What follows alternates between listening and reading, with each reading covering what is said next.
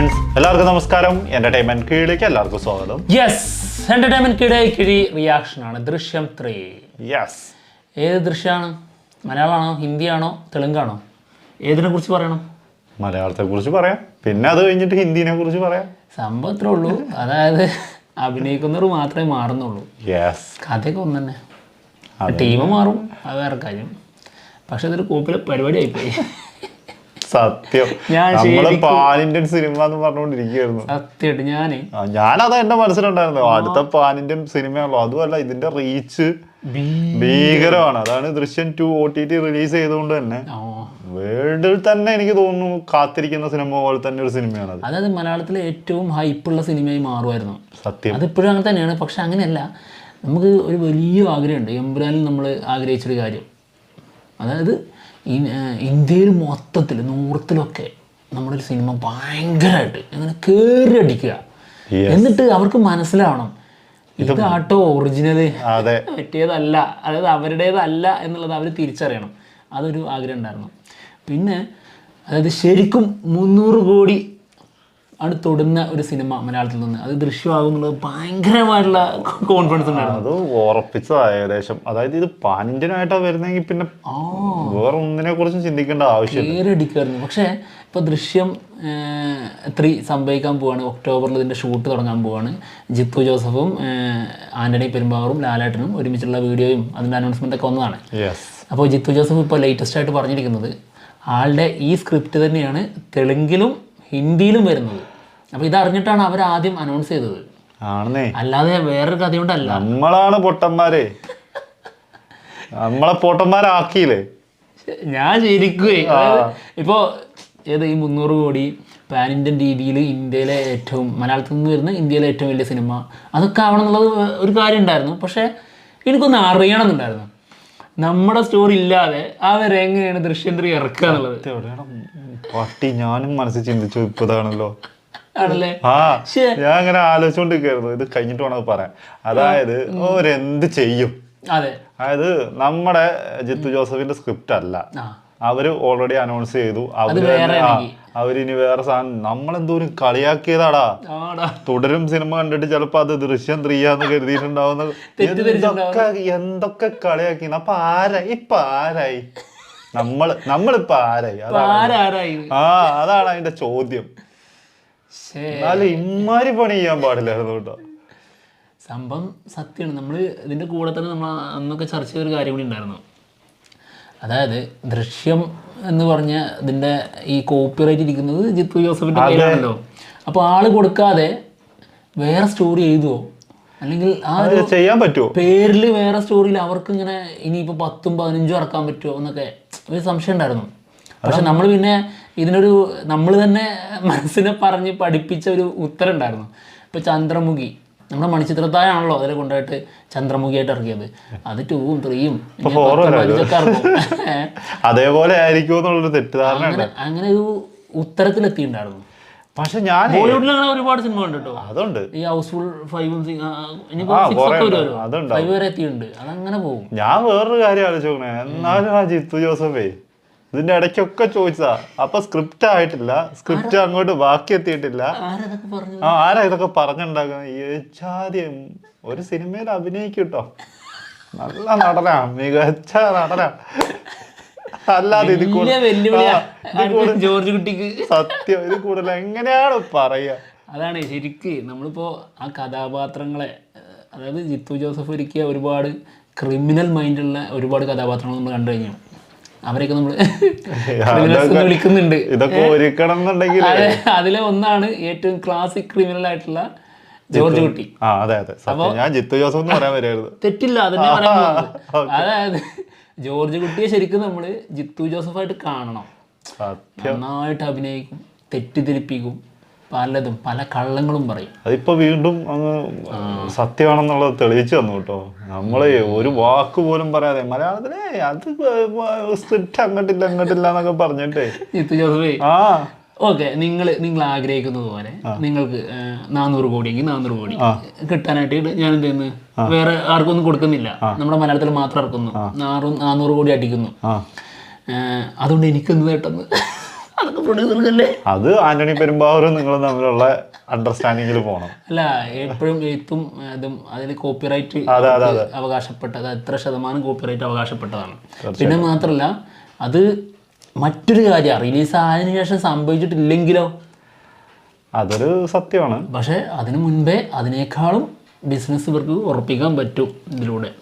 അത് പിന്നെ ഇതെന്താന്നറിയോ, അതും ആ ഒരു പടത്തിന് കൊടുത്തില്ല പിന്നെ ഏതിന് കൊടുക്കും? അത് എടുത്തോടത്തൊക്കെ ഹിറ്റാ. അതായത് ഇവരെടുത്തിരിക്കുന്ന അതായത് നമ്മുടെ മെയിൻ സാധനം എന്ന് പറഞ്ഞു കഴിഞ്ഞാൽ ഒന്ന് തെലുങ്കും ഹിന്ദിയിലുമാണ്. അപ്പോൾ അത് പക്ക എന്തായാലും തെലുങ്ക് നമ്മുടെ മലയാളത്തിനേക്കാളും വലിയ ഇൻഡസ്ട്രിയാണ്.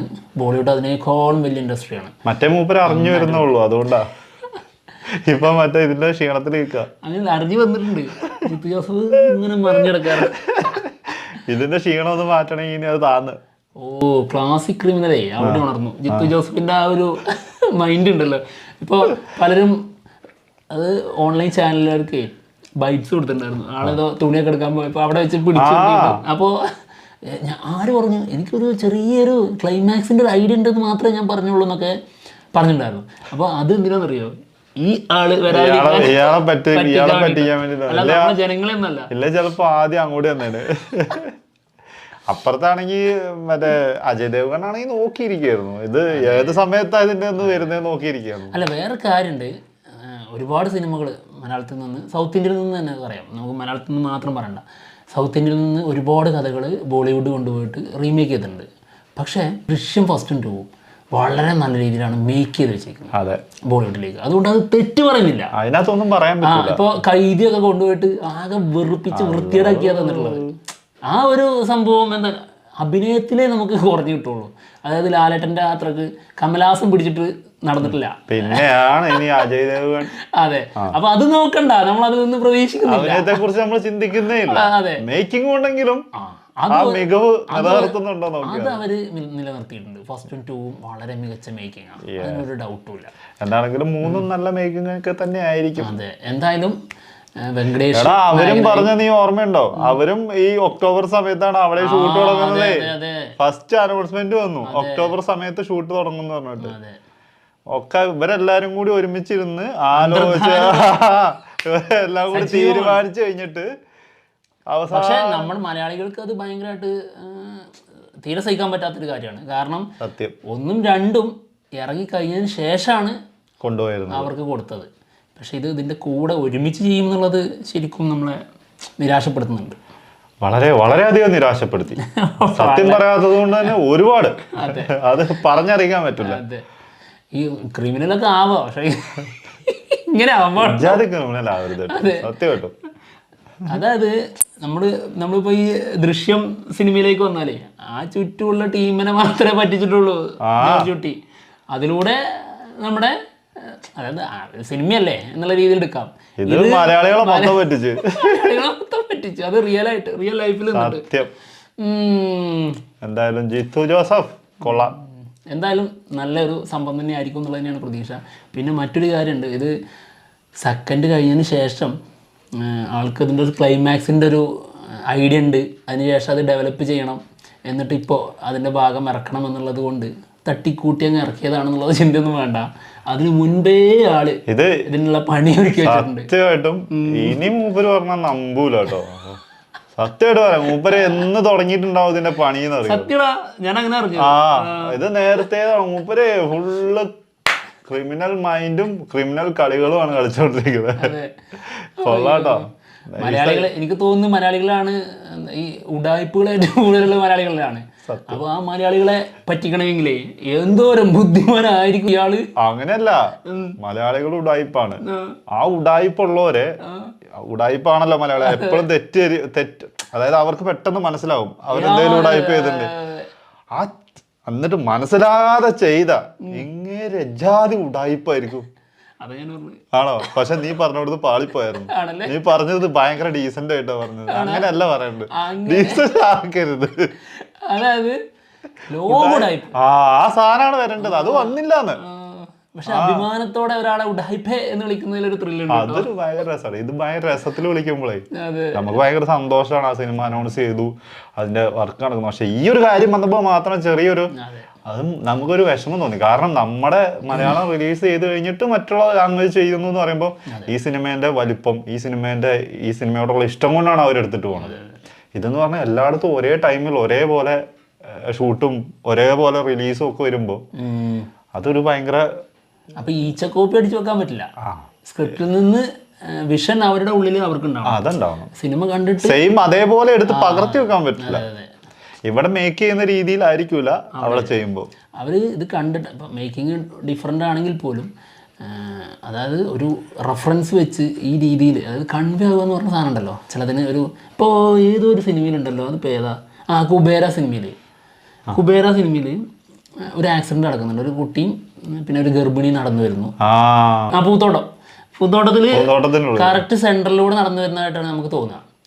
വണ്ടി വന്ന് ഇടിച്ചത് ഈ പൂന്തോട്ടത്തിന് നടക്കി ഏത് വണ്ടിയാണ് വന്നതെന്ന് നമ്മൾ ആദ്യം കരുതും. പിന്നെ ഉണ്ടാവും റോട്ടിൽ കിടക്കുന്നത്. അപ്പോൾ നമുക്ക് മനസ്സിലാവുന്നത് എന്താണെന്ന് വെച്ച് കഴിഞ്ഞാൽ റോഡ് സൈഡിലൂടെയാണ് ഇവർ നടന്നു വരുന്നത്. പക്ഷെ അതിന് സൈഡും പൂന്തോട്ടമായിപ്പോയി. അതായത് ഫസ്റ്റ് ഷോട്ട് വേണ്ടിയിരുന്നത് അതിന് ലോങ് ഷോട്ട് വേണമായിരുന്നു.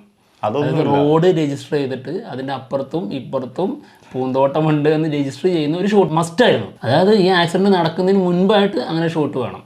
അപ്പോഴാണ് ഈ ലോറി എവിടുന്ന് വന്നു, എങ്ങനെയാണ് ഇവർക്ക് വണ്ടി തട്ടുന്നത് നമുക്ക് മനസ്സിലാവുള്ളൂ. അത് ആരായിരുന്നു? ശേഖർ കമുല. ആള് മനസ്സിലായി ഇങ്ങനെയാണ്, നിങ്ങളിത് ബാക്കി ഊഹിച്ചോണം എന്നുള്ള രീതിയിലാണ് പല സാധനങ്ങളും അങ്ങനെ കുറെ സാധനമുണ്ട്. ഇപ്പോൾ രശ്മികനെ കാണുന്ന ഒരു സീനുണ്ട് കുബേരയിൽ റെയിൽവേ സ്റ്റേഷനിൽ വെച്ചിട്ട്. അപ്പോൾ ഇപ്പോൾ ചാടുമെന്ന് തോന്നിപ്പിക്കുന്ന ഒരു ഷോട്ടാണ് രശ്മിക. വളരെ പെട്ടെന്ന് ഒരു ഷോട്ട് കഴിഞ്ഞ അടുത്ത ഷോട്ടിൽ ട്രെയിനില്ല, സൗണ്ടും ഇല്ല. അതൊരു സത്യം. അതേപോലെ തന്നെ ഇവരിപ്പോ ചാടാൻ നിൽക്കുക നമ്മള് കരുതും ചാടാൻ നിൽക്കാന്ന്. നമ്മുടെ ഉള്ളിൽ അങ്ങനത്തെ ഒരു സാധനമാണല്ലോ വരുന്നത്. അതേ ഇപ്പൊ പറഞ്ഞ പോലെ തന്നെ ഒരു ട്രെയിൻ പോകണമെങ്കിൽ എത്ര ടൈം എടുക്കും? സമയമുണ്ട്. അതായത് വലിച്ചിടുന്നില്ല, ഇവിടെ ഇങ്ങനെ പിടിക്കുന്നതിന് മുമ്പ് കരുതിക്കോ അടുത്ത ഷോട്ടില്. അതായത് ഒരു വണ്ടി അവിടെ സ്റ്റേഷനിൽ വന്ന് പോയാൽ അവിടെ എത്ര ആൾക്കാരുണ്ടാവും, അതിൻ്റെ എത്ര കയറിപ്പോയതോ ഇറങ്ങി വന്നതോ ഒക്കെ ആൾക്കാരായിട്ടുള്ള ഇങ്ങനെ ശൂന്യമായിട്ട് ഫ്രീ ആയിട്ട് കിടക്കുക. ഒരു മനുഷ്യനുണ്ടായിരുന്നില്ല, ഒരാളില്ലാത്ത വണ്ടി നിർത്തിയിട്ടില്ല, പോയിട്ടില്ല, ഒന്നുമല്ല. അവിടെ നമുക്ക് തോന്നും മുംബൈ നമുക്ക് തോന്നുന്നത് എന്താണെന്നറിയോ, അതായത് വെറുതെ ഒരാളെ തോന്നല് പെട്ടെന്ന് വന്ന് അങ്ങ് പോയതുപോലെയൊക്കെ നമുക്ക് ഫീൽ ചെയ്യും. അതായത് അതിന് ഒരു സമയം കൊടുത്തിട്ടില്ല. ആ ഒരു ചിന്തയിൽ അല്ലെ ഒരു 2 സെക്കൻഡ് കൊണ്ടൊക്കെ ഒരു ട്രെയിൻ വന്ന് പാസ് ചെയ്ത് പോകും. അതെ, ഒരൊറ്റ ഷോട്ടിൽ വരുന്നു, അടുത്ത ഷോട്ടിൽ ട്രെയിൻ. എഡിറ്റിംഗിൽ എനിക്ക് തോന്നുന്നു എഡിറ്റിംഗ് ഷോട്ടിന്റെ കുറവ്. അതാ ഞാൻ പറഞ്ഞത്, കൺവേ ആക്കാൻ നമുക്ക് കുറച്ച് കാര്യങ്ങൾ വേണം, ചില സാധനങ്ങൾ. അപ്പൊ അതിന്റെ കുറവ് ഇതിൽ നിന്ന് കാണാതെ ചെയ്യുമ്പോൾ വരും. ഒറ്റ മിനിറ്റ് ഒരു കാര്യം കൂടി തരട്ടെ. കുബേര സിനിമ നിന്നെ കൺവേയും കൂടെ ആക്കി ചെയ്തായിരുന്നെങ്കിൽ നീ എത്ര മണിക്കൂർ തിയേറ്ററിൽ ഇരിക്കും? ഒന്നും പറഞ്ഞ അതിനുള്ള ഉത്തരം. 4-5 മണിക്കൂർ ആവില്ലേ? ആ സിനിമ ഇത്രയും കൺവേ ആക്കാതെ അല്ല, ഇത്രയൊക്കെ കൺവേ ആക്കി ചെയ്തിട്ട് തന്നെ 3 മണിക്കൂർ 1 മിനിറ്റ് വരുന്നു. ചത്തില്ല. ഈ ഷോട്ടുകളൊക്കെ കുറവുണ്ടായിട്ട് 3 മണിക്കൂർ ഇതെല്ലാം ഉൾപ്പെടുത്തി കൂടെ ചെയ്തിട്ടുണ്ടെങ്കിൽ എത്ര ടൈം ഇരിക്കേണ്ടി വരും ആ തിയേറ്ററിൽ? അപ്പൊ ഞാൻ പറഞ്ഞു വരുന്നത് ഇതാണ്. അതായത് ഇങ്ങനെയുള്ള കുറച്ച് സാധനങ്ങളുണ്ട്. ഇപ്പോൾ ഇവർ ഉദ്ദേശിക്കുന്ന ഇതാണെന്ന് കാണിക്കാൻ നമുക്കൊരു ഷോട്ടിൻ്റെ കുറവ്, അല്ലെങ്കിൽ ആ ഷോട്ട് ഉണ്ടായിരുന്നെങ്കിൽ നല്ലത് എന്നുള്ളതൊക്കെ നമുക്ക് തോന്നുന്നൊരവസ്ഥ ഒരിക്കലും ജിത്തു ജോസഫിൽ നിന്ന് വരില്ല.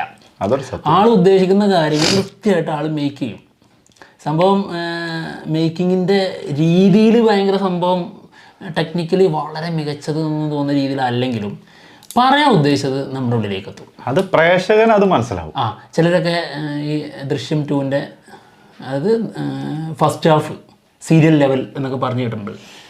കൺവേ ആക്കുക എന്ന് പറഞ്ഞാൽ വളരെ ബ്രില്യൻ്റ് ആയിട്ടുള്ള ഒരു ഡയറക്ടർ മാത്രമേ പറ്റുള്ളൂ. അതത്രേ ഉള്ളൂ. അപ്പോൾ ആ സാധനം നമുക്ക് എന്തായാലും ടെൻഷൻ അടിക്കേണ്ട കാര്യമില്ല. അപ്പോൾ ഇത് കാണാതെ, ഇത് പുറത്ത് വരാതെ അവർ അതിൻ്റെ കൂടെ മേക്ക് ചെയ്ത് പിടിച്ചു കഴിഞ്ഞാൽ ചിലപ്പോൾ ഇതിന് അത്ര എത്താൻ അവർക്ക് കഴിയില്ല എന്നുള്ളൊരു വിശ്വാസമുണ്ട്. അതാ ഞാൻ പറഞ്ഞത്. അതായത് ഈ ഒരു ഡയറക്ഷൻ എന്ന രീതിയിൽ അത് ചിലപ്പം ഏത് രീതിയിൽ അവിടെ ഉണ്ടാക്കി വെക്കുക എന്നുള്ളത് പറയാൻ പറ്റില്ല.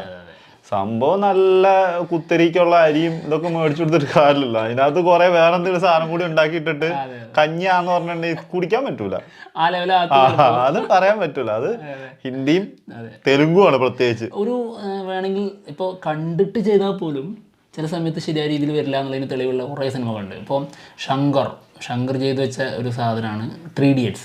അതായത് അതിൻ്റെ നൻപൻ, സത്യം, ത്രീ ഇഡിയറ്റ്സിൻ്റെ തമിഴ് റീമേക്ക്.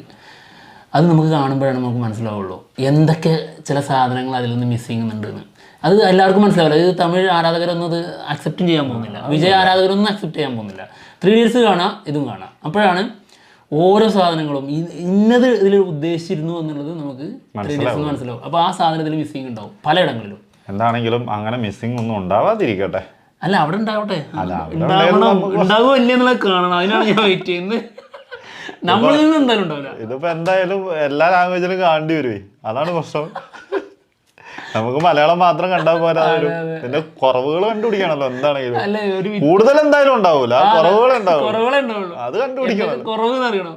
ഒന്ന് ആലോചിച്ചത്, അതായത് ഇത് ഒരേ ദിവസം റിലീസ് കരുത്, പാൻ ഇന്ത്യൻ ആയിട്ട് 3 അടിപൊളിയായിരിക്കും. അതായത് 3 സ്ക്രീനിൽ ദൃശ്യം മലയാളം, ദൃശ്യം തെലുങ്ക്, ദൃശ്യം ഹിന്ദി. എന്ത് രസമായിരിക്കും. നൈസ്. എന്താണെങ്കിലും കൊള്ളാം. ഏതാണെങ്കിലും ഒരുപാട് ചെയ്തായിപ്പോയി, എന്നാലും ഞങ്ങൾ അങ്ങ് അഡ്ജസ്റ്റ് ചെയ്യുകയാണ്. എന്തായാലും പോട്ടെ, മറ്റുള്ള വിശേഷങ്ങളുമായിട്ട് ഉടനെ തന്നെ വരാം. എന്തായാലും നമുക്ക് അഭിമാനിക്കാം, നമ്മളില്ലാതെ അവരില്ലാന്ന്. അഭിമാനിച്ചോ? അതുണ്ട്, പിന്നെന്താ, തീർച്ചയായിട്ടും.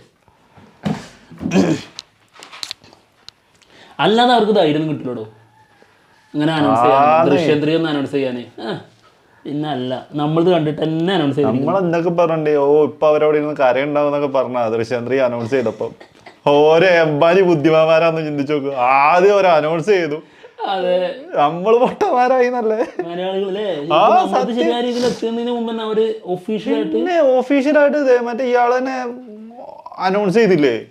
ഒന്ന് ആലോചിച്ച് നോക്കാം എന്താ സംഭവിക്കാന്നറിയോ. അതായത് അവരുടെ സിനിമയാണിതെന്ന് അവരുടെ വിശ്വസിക്കും. അതാണ് ഇപ്പോഴും അങ്ങനെ തന്നെ ആയിരിക്കും വിശ്വസിക്കുന്നത്. അല്ല, ഓൾറെഡി അങ്ങനെയാണ് വിശ്വസിച്ചിരിക്കുന്നത്. ഇപ്പൊ അത് കൺഫേം. നമ്മൾ അനൗൺസ് ചെയ്തപ്പം കേരളത്തിലും മലയാളത്തിലൊക്കെ അനൗൺസ് ചെയ്തു എന്ന് അറിയും. അപ്പൊ ഒരുമിച്ച് വന്ന് വരും കൂടി ചെയ്താൽ അടിപൊളിയായിരിക്കും. നമ്മളത് കോപ്പി എന്ന് പറയാം.